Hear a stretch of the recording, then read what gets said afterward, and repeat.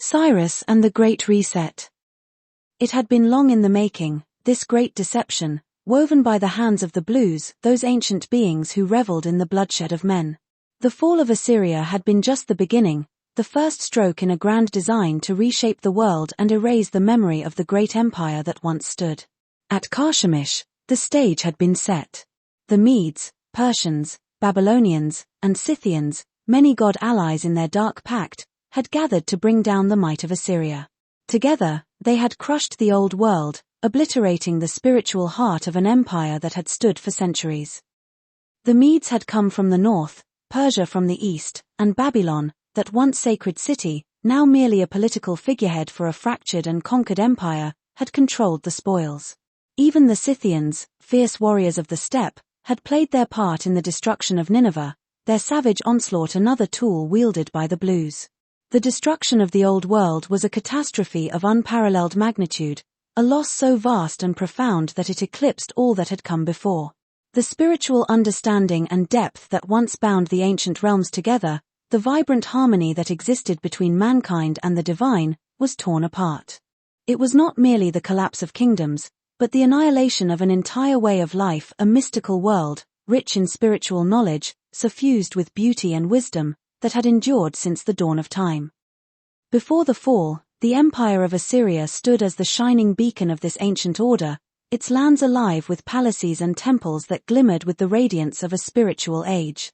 The hanging gardens of Nineveh, a miracle of engineering and devotion, cascaded with vibrant greenery, terraced towers stretching toward the heavens as flowers and vines swayed in the winds of the Tigris. This was no mere garden, but a sanctuary, a testament to the union of nature and man, where the divine could be felt in the rustle of every leaf, in the fragrance of every bloom. The people believed it was touched by the gods, a reflection of the Garden of Eden itself, an echo of the lost paradise that once adorned the earth. The ziggurat of yore, another wonder, its colossal tiers ascending into the sky, had been a pillar of the Assyrian faith. Here, priests ascended to the heavens on sacred steps, communing with gods as they gazed upon the stars. At its zenith, the priests of Ashur once offered prayers for peace, wisdom, and prosperity, and in return, the world seemed to bask in the light of the divine. The ziggurat was not just a temple, it was a bridge to the celestial, where the affairs of men and gods were one and the same. It was a tower of light, where fire burned eternal, representing the flame of spiritual enlightenment that lit the way for humanity. Yet, as the new empires rose, these sacred places, and all they represented, were ground into dust. The Blues, in their hunger to erase the old world, delighted in the destruction. Nineveh, the very heart of Assyria, was not just sacked, but obliterated. The gardens, once alive with color and life, were torn down, their stones scattered, their beauty trampled beneath the boots of invaders. The ziggurat was defiled, its sacred fire extinguished, its stones pried apart as the priests were butchered, their bodies left to decay where once they had walked with their God. Yet more loss was yet to come. Solomon's temple, the Golden Temple, a beacon of faith and devotion, and the spiritual heart of the Jewish people, was not merely sacked, it was desecrated. The very golden walls, which once gleamed with divine light, were stripped bare, leaving only ruin where once stood a symbol of eternal devotion. In that single act, the invaders severed the Jewish people from their sacred past, leaving them wandering in the dark without their temple, their priests, and all but their God.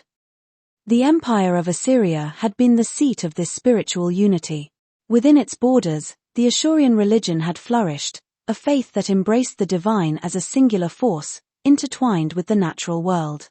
It was a monotheistic vision, older than most, recognizing a single supreme god, Ashur, while honoring lesser divine beings as the caretakers of nature, spirits who worked to preserve the delicate balance between man, nature, and the cosmos. Yet, with the rise of Babylon, this faith was buried. The Blues, lurking in the shadows of the Babylonian court, resurrected their old ways, the worship of many gods, each representing a facet of greed, power, and deception. The Assyrian faith was suppressed, its practices driven underground, hidden beneath layers of Babylonian dogma. The spiritual legacy of Assyria, once the guiding light of an empire, was smeared with the lies of polytheism, until it became unrecognizable. The sacred texts that once described the harmony of creation were twisted, made to serve the ambitions of those who wished to bury the past and build a new world, ruled not by the divine, but by the avarice of men. But it had not been enough to simply destroy the old world. The new empire needed to rise from the ashes, one that would bury the truth of Assyria and the spiritual world that had once thrived. This was the Great Reset, a rewriting of history that would forever alter the course of mankind.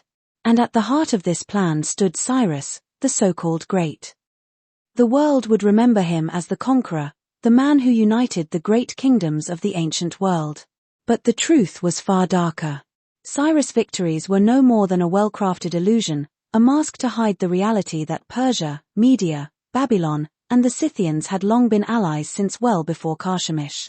The fall of the old world had been a deliberate destruction, and now they had come together once again, not to conquer, but to solidify their grip on the new order.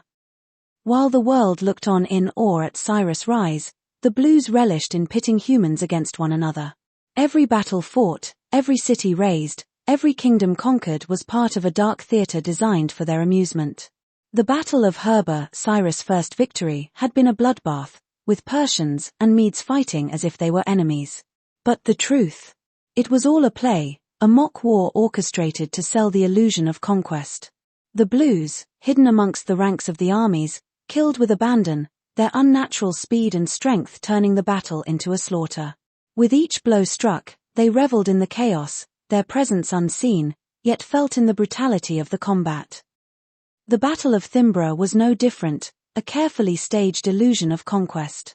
The Blues moved effortlessly through the battlefield, cutting down Lydian soldiers with ease, their eyes gleaming with the thrill of bloodshed. But while the battle raged, Croesus, the supposed vanquished king, was in on the game all along. His immense wealth had long since secured his place within the Blues' many-god world, and Lydia had already become part of their domain. The fall of his armies was nothing more than a theatrical display, orchestrated to reinforce the idea of Cyrus' dominance. As the Lydians fell, Croesus remained unscathed, his place now secured as a trusted advisor at Cyrus' side. The Babylonians stood by the Persians in secret alliance, their roles in this grand charade hidden from the eyes of the world, all designed to reset history and bury the truth. When Cyrus marched on Babylon, it was the culmination of the Great Deception. The Euphrates River had been diverted, allowing the Persians to march into the city, and Babylon's gates had already been opened from within. The city's fall was a symbolic gesture, a sacrifice in the Blues' plan to make it seem as though Cyrus had truly conquered the greatest city in the world. As he entered the city, palm fronds were thrown at his feet, and Babylon's people greeted him as a liberator, none the wiser to the blades in the dark that had already done their work. The Medes and Babylonians had not fallen to Cyrus, they had joined him, each playing their part in the deception. Babylon, already under the control of the Blues, was the perfect political puppet, a hollow figurehead meant to divert attention from the true rulers who moved the pieces behind the scenes. It had been the Blues' plan all along, to make it appear as though Cyrus was conquering these nations one by one, resetting history, rewriting it so that future generations would believe in the might of Persia and forget the unity of Assyria. The Babylonians, despite their symbolic destruction, continued to pull the strings of power. The coinage that began flowing through Babylonian channels, Lydian gold, which had long been minted in the West, was now used to finance the new empire, making it appear as though a great transformation had taken place under Cyrus' hand. In reality, the empire of old had merely shifted in form, with the Blues guiding every step. This was the true nature of the Blues' plan. They had not simply sought to build an empire, they sought to tear mankind apart, to pit man against man in an endless cycle of destruction and reconstruction, all while they feasted on the blood that was spilled in their name. With Cyrus' rise, they ensured that the old world was forgotten, its wonders destroyed, its religions broken and hidden. Every victory Cyrus claimed was another layer of deceit added to their plan. The great temples of Assyria had fallen, the palace economy that had once ruled with abundance was gone. The spiritual unity that had tied together Judaism, the Assyrian faith, and others had been systematically shattered. What remained was a patchwork of fragments, distorted truths that were easy to manipulate. The stories of the Jews, now under Persian control, were twisted, their texts shaped to serve the new empire. The Assyrian faith, already driven underground, had been diluted beyond recognition, and Zoroastrianism itself, once a powerful monotheistic force, was now tainted, its flame dimmed under the weight of Persian rule. But the Blues were not yet done. As they looked westward, their gaze fell upon Greece, the final target. The Ionian states, rich with ancient knowledge and spiritual tradition, would soon feel the wrath of Persia.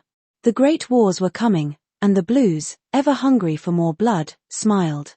The new empire had been formed, and its foundation was built on the blood of millions. Now, they would finish what they started at Carchemish, plunging the world into a new era of war, deception, and darkness. This was the world Cyrus had built. Not a conqueror, but a pawn in a far greater game, a game played by the Blues, whose thirst for human suffering would never be quenched.